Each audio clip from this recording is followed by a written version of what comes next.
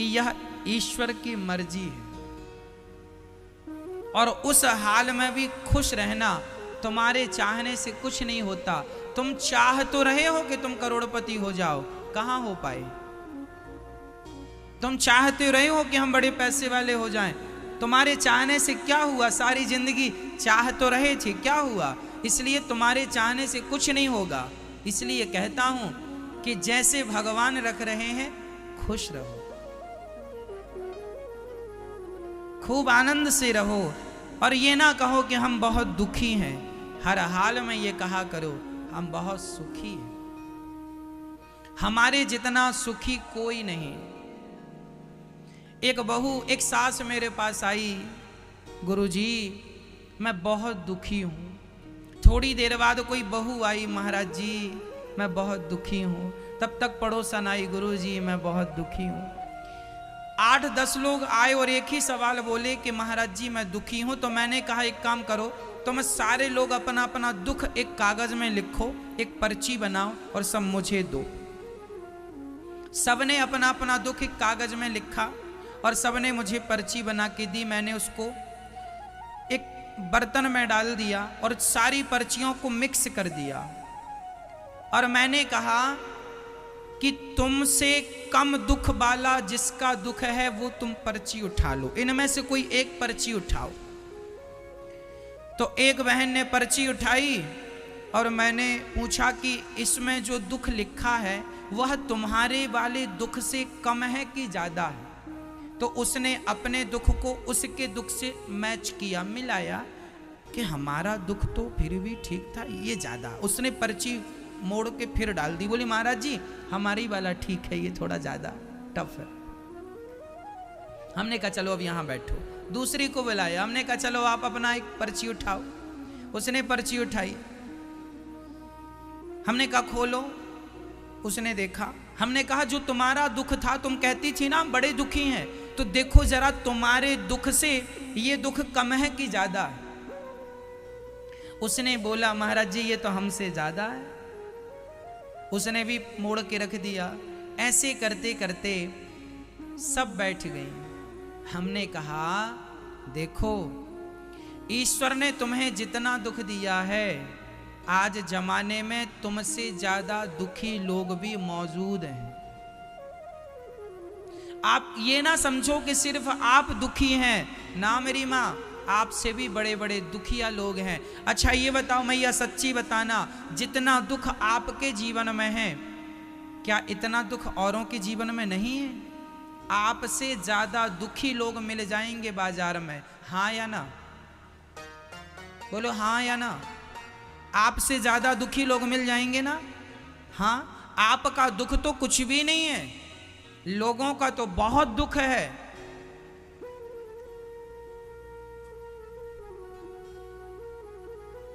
इसलिए कहा करता हूं, ईश्वर ने तुम्हें जो दुख दिया है उस दुख को ही प्रसाद समझकर रखना।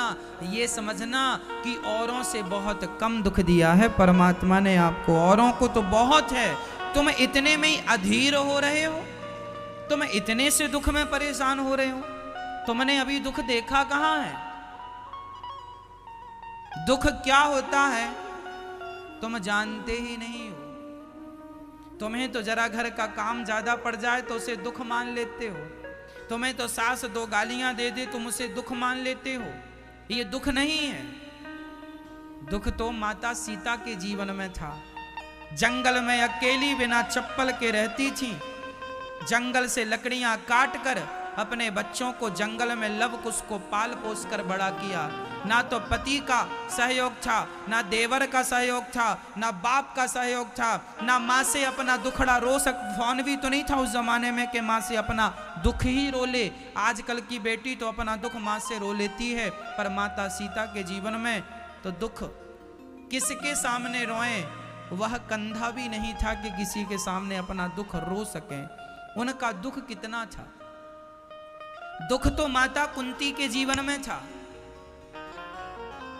उन दुखों के सामने तुम्हारा दुख क्या है?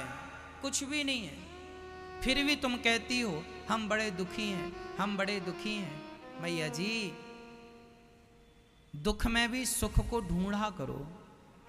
यदि तुम इस दुख में भी सुख को ढूंढोगी ना, तो तुम्हें इस दुख में भी सुख मिल जाएगा, और उस खुशी से प्रसन्न रहा करो।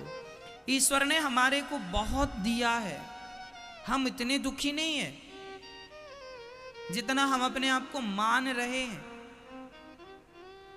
गरीबी क्या होती है शायद आपने तो देखी भी नहीं होगी, दुख क्या होता है शायद आपने नहीं देखा होगा।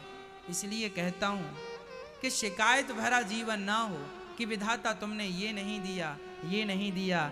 अरे जीवन ऐसा ना हो कि तुमने ये नहीं दिया, बात बात में धन्यवाद हो विधाता, क्या मैं इसके लायक था जो तुमने दिया है? क्या मैं इसके योग्य था जो तुमने दिया है? बहुत तो दिया है, फिर भी कोई रोने बैठे तो इसका क्या उपाय है, क्या इलाज है? इसलिए ये ख्याल त्याग दो कि मेरे पास ये नहीं है, मैं गरीब हूं, मैं दुखी हूं। ना जी, ना तुम गरीब हो ना तुम दुखी हो। गरीब वह होता है जिसके पास करोड़ों होने पर भी असंतुष्ट है, और जिसके पास घास की झोपड़ी होने पर भी वो खुश है। वो घास की झोपड़ी में भी हंस रहा है, मुस्कुरा रहा है, तो वो करोड़पति से ज्यादा है, सुखी है, क्योंकि वो हंस रहा, उसके होंठों पर मुस्कान है। और करोड़पति आदमी ना मुस्कुराए तो काहे का सुखी? इसलिए होंठों पे मुस्कान रखा करो, प्रसन्न रहा करो।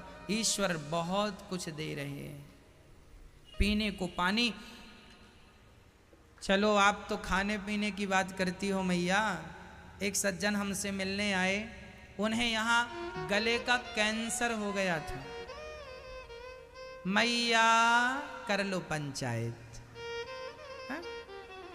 नहीं नहीं, लगा लो फोन और होगी पंचायत। अच्छा अभी चल रही है, महाराज जी आप रुको, हम थोड़ा पंचायत कर लें, है ना। एक सज्जन हमारे पास आए, उनके गले में न मैया यहां कैंसर का कुछ प्रॉब्लम थी, तंबाकू खाने से शायद उनको तंबाकू से कैंसर हो गया था। तो उनको हमने देखा, आपको पता है वो पानी मुंह से नहीं पीते थे। सोचो, उनको पानी के लिए ना वो यहां पे जो अपन लगाते ना बोतल चढ़ती है, उस प्रोसेस से पानी उनके अंदर जाता था, ग्लूकोज की बोतल चढ़ती थी। डॉक्टर ने कह दिया था कि आप बहुत कम दिनों के लिए बचे हैं। तो वो आखिरी बार मिलने आए थे कि अब इसके बाद पता नहीं कब आएंगे। उनके पास मैया मुंह नहीं था पानी पीने के लिए, तंबाकू खूब खाई थी, गुटखा खूब खाया था। मना करते हैं लोग, मानते नहीं हैं। कैंसर हो गया, सब कुछ निकाल के डॉक्टरों ने फेंक दिया और कह दिया कि अब पानी की जो नली होती है वो भी निकालनी पड़ी। अब आप पानी यहां से नहीं पी सकते, अलग सिस्टम पानी का। एक सज्जन को यहां पे पाइप डाला हुआ था, सांस यहां से नहीं जाती थी, यहां से जाती थी, ऑक्सीजन यहां से जाती थी। देखे आपने ऐसे प्रकार के मरीज? हमने देखे हैं। अर्थ क्या निकला? तुम कहते हो हम गरीब हैं, तुम कहते हो हमारे पास खाने को रोटी नहीं है। अरे तुमसे गरीब तो ये हैं जिनके पास रोटियां तो हैं पर खाने को मुंह ही नहीं है। क्या उनसे भी तुम गरीब हो? लोगों के पास मैया कई बार कैंसर इत्यादि का रोग गले का होता है ना, सब निकाल फेंकना पड़ता, ना आदमी खा सकता है ना रत्ती भर पानी पी सकता, नसों से फिर लिक्विड देना पड़ता है। तुम्हारे पास मुंह है राम राम बोलने के लिए, है ना, तुम्हारे पास जिह्वा है कृष्ण नाम जपने के लिए, तुम्हारे पास सही सलामत हाथ हैं किसी के चरण दबाने के लिए, वाणी है सुंदर सा कीर्तन भजन कथा सुनाने के लिए। क्या नहीं दिया तुम्हें विधाता ने, फिर भी तुम रो, तो इस रोने का कोई इलाज थोड़ी है। इसलिए सारा दुख मिटा दो, तुम्हारे पास बहुत कुछ है, ये सोचा करो। आपके मोहल्ले में, आपके गली में, आपके गांव में, आपके नगर में देख लेना, लोग फुटपाथ पर सो रहे हैं। उनके पास सिर पे छाया नहीं है, पेड़ की छांव में रात गुजारते हैं। ओढ़ने को आपकी तरह रजाई और कंबल नहीं है उनके पास। खाने को तुम्हारी तरह 56 भोग नहीं है उनके पास। तुम तो रबड़ी खा लेते हो कभी कभी। भारत में आज भी हजारों लोग ऐसे मिलेंगे जिन्होंने जीवन में कभी रबड़ी नहीं खाई।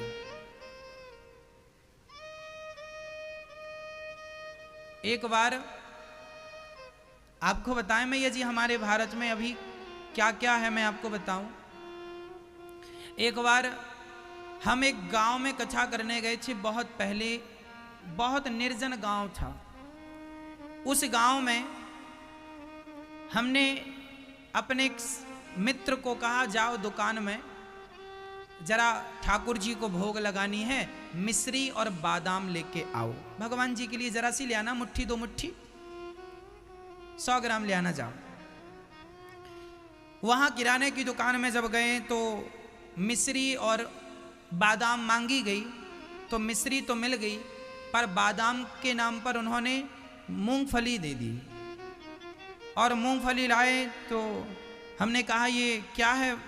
बोले ये बादाम यहाँ की बादाम है। उस गांव के लोगों से हमने पूछा, भाई जी जरा हमको लगा देखें तो इन्हें पता है कि नहीं। हमने कहा भाई आप जानते हैं ये क्या है? मूंगफली को हाथ में रख के उन्होंने कहा ये बादाम है। कहने का तात्पर्य ये है कि आज भारत में बहुत लोग ऐसे हैं जिन्हें ये नहीं पता कि बादाम दिखने में कैसी होती है। इतनी महंगी होने के कारण लोग उसे खाने की तो दूर रही मैया, आज लोगों ने उसका दर्शन भी नहीं किया। कई लोग मूंगफली को बादाम कहते हैं, हाँ या ना? इसका अर्थ यह हुआ कि तुम सुखी हो कि नहीं? बताओ, अब बताओ कि आप सुखी हैं कि नहीं? ईश्वर ने आपको दिया है कि नहीं? वह लोग मूंगफली बादाम की तरह खूब खाते हैं, खूब खुश रहते हैं, वो दुखी नहीं है, प्रसन्न है वो। हम तो केवल ये निवेदन करना चाहते हैं कि विधाता ने तुम्हें जितना दिया है उसमें प्रसन्न रहा करो। लोगों को अभी नहीं पता कि संसार में क्या क्या खाने की चीजें। लोगों को नहीं पता कि बादाम क्या है, काजू क्या है, किशमिश क्या है, अखरोट क्या है, नाम भी नहीं पता। तुम खाते हो, इसका अर्थ यह हुआ कि तुम सुखी हो। फिर भी रोए कोई तो विधाता भी हंसता होगा, पागल इतना दिया फिर भी रोए पड़ा, रोए पड़ा। फिर जैसे माँ रोते हुए बच्चे को गाल में थप्पड़ जमाती है ना, ऐसे ही भगवान कहते होंगे इतना देने के बाद रो रहा, तो भगवान फिर और 2-4 जमाते, रोता ले, रो तो रही है और रो। इसलिए शिकायत नहीं, धन्यवाद। शिकायत नहीं, जो दिया है उसका थैंक यू, धन्यवाद। जो नहीं दिया क्या शिकायत करना हमें? गरीबी तुमने देखी कहां है? आज भी भारत में ऐसे गांव हैं जहां बिजली नहीं है, टीवी क्या होती है लोग जानते नहीं। हाँ, आज भी बहुत जंगलों में जाके बहुत लोग रहते हैं, कोई सुख सुविधा नहीं। आज भी जंगल में लोग रहते हैं, आज भी पत्ते लपेट के रहते हैं, आज भी उनके पास पहनने को कपड़े नहीं है। आज भी मिल जाएंगे आपको। वो कहां है, तुम कहां हो, फिर भी रोते हो। खुश रहा करो। ऐसे भगवान जिन्होंने हमें सब दिया है उनका धन्यवाद। यम प्रव्रजन्तमनुपेतमपेत कृत्यम द्वैपायनो विरह कातरया जुहाव पुत्रेति तन्मयतया तर्वोभिनेदुस् तं सर्वभूत हृदयं मुनिमानतोस्मि। ऐसे सुखदेव भगवान का जन्म हुआ और जन्म लेते ही सन्यासी हो गए। सुखदेव भगवान संसार से विरक्त संत थे, कोई चाहत नहीं, कोई कामना नहीं। ऐसे सुखदेव भगवान को प्रणाम करते हैं। आइए नैमिषारण्य चलते हैं। 88,000 संत बैठे थे। सूत जी आए। सूत जी महाराज को देखकर सभी शौनक आदि ऋषि खड़े हो गए, हाथ जोड़कर विनती की कि भक्ति ज्ञान विराग आप तो विवेको वर्धते महान, माया मोह निरासश्च वैष्णवे क्रियते कथम। ऐसी कृपा करो हमारी भक्ति बढ़े, ज्ञान बढ़े, हमारा वैराग्य बढ़े, ऐसी कृपा, ऐसी कथा सुनाओ। सूत जी ने कहा सुनाता हूं। ये जो भागवत आप सुन रहे हैं, यह भागवत देवताओं को भी दुर्लभ है। एक बार सुखदेव जी राजा परीक्षित को भागवत सुना रहे थे, तभी स्वर्ग के राजा इंद्र आए और सुखदेव जी से कहने लगे ये कथा हमें सुना दो, बदले में स्वर्ग का अमृत राजा परीक्षित को पिला दो। तब कह दिया सुखदेव भगवान ने, आपके स्वर्ग का अमृत कांच का टुकड़ा है और हमारी भागवत मणि है, अर्थात कांच का टुकड़ा लेकर अपनी मणि कौन देगा। अर्थ यह निकला कि स्वर्ग के अमृत से भी श्रेष्ठ भागवतामृत होता है। भागवत तो स्वर्ग से भी, स्वर्ग के अमृत से भी श्रेष्ठ है। इसकी महिमा बहुत ज्यादा है। इसलिए भागवत राजा परीक्षित ने केवल भागवत सुनी और 7 दिन में भागवत सुन के उनका उद्धार हो गया कि नहीं। यदि हमारे पास हमारी मुक्ति का कोई साधन नहीं है, हमने यज्ञ नहीं किया, हम में ज्ञान नहीं है, हम में भक्ति नहीं, कोई आदमी कहे कि महाराज मेरे अंदर कोई भक्ति नहीं है, मैं भक्ति शून्य हूँ, मैं ज्ञान शून्य हूँ, मैं भोगी हूँ, मैं कामी हूँ, मैं क्रोधी हूँ, मैं लोभी हूँ, बताइए क्या मुझ जैसे अधम प्राणी का उद्धार होगा। तो भागवत जी कहती हैं हाँ, तुम कितने भी अधम हो पर भागवत सुन लोगे 7 दिन की तो तुम अधम से अधम हो तो भी मोक्ष के अधिकारी बन जाओगे। ये भागवत की कृपा है। भागवत मोक्ष का अधिकारी बनाती हैं। इसके गवाह 2 लोग हैं। एक तो राजा परीक्षित जो 7 दिनों में मुक्त हो गए, दूसरा धुंधकारी जो प्रेत बन गया था, लेकिन प्रेत को भी जब भागवत संकल्प से सुनाई गई तो उस प्रेत पीड़ा को भी उद्धार किया गया, उसका भी कल्याण किया गया। भागवत ने उसे सदगति दी। भागवत तो सबको सदगति देती है। इसलिए हम कहा करते हैं भागवत सुनने की आदत बनाया करो, भागवत की पोथी करवाने का अभ्यास करो, ताकि आप भी अपने नाम से भागवत जी की पोथी करा पाएं और आप भी भागवत जी से जुड़ पाएं। भागवत जी के शरण में जो आया है, भागवत जी की शरण में जो आया है, भागवत जी ने सबका मनोरथ पूरा किया है। चाहे धुंधकारी हो, चाहे इंद्र हो, चाहे हम जैसे पतित हों, भागवत जी ने सबका कल्याण किया है। और आपको मैं ये बताऊं कि आप यदि आज वृंदावन आए हैं तो बताओ, आपने आने के पहले भागवत सुनी और सुनते सुनते ही तो आपके अंदर भगवान की प्रेरणा हुई, तब तो आप वृंदावन आए। मतलब वृंदावन बुलाने वाली कहीं ना कहीं भागवत है आपको। ये आप इस चीज के गवाह हैं। बताओ, सच्ची बताना, आपका मन पहले वृंदावन आने का मन पहले हुआ कि पहले भागवत सुनी आपने? भागवत सुनते गए, सुनते सुनते ही तो मन विचार हुआ कि हमें भी जाना चाहिए, हमें भी बिहारी जी का दर्शन करना चाहिए। तो जब सुनेंगे तब तो आएंगे। कहने का तात्पर्य यह हुआ कि इस भागवत ने आखिर आपको भगवान से जोड़ दिया कि नहीं। आज हमारे और आपके बीच में कौन है? हमारे और आपके बीच में कौन है? देखो, हमारे और आपके बीच में मध्यस्थता भागवत जी कर रही हैं। कौन है? हमारे और आपके जो संबंध है, उस संबंध के बीच में कौन है? हमारा और आपका जो संबंध है, वो संबंध आखिर किसके कारण है? भागवत जी के कारण है। आज आप लोग जो भगवान, कई लोग मुझे मिले, बोलते हैं मैं पहले कथा नहीं सुनती थी या नहीं सुनता था, मैं भगवान को नहीं मानती थी, नहीं मानता था, मैं भगवान पर विश्वास नहीं करती थी, नहीं करता था, पर जब से भागवत सुनना शुरू किया, जब से वाणी कानों में गई भागवत जी की, तब से मैं भगवान का प्रेमी हो गया, हो गई।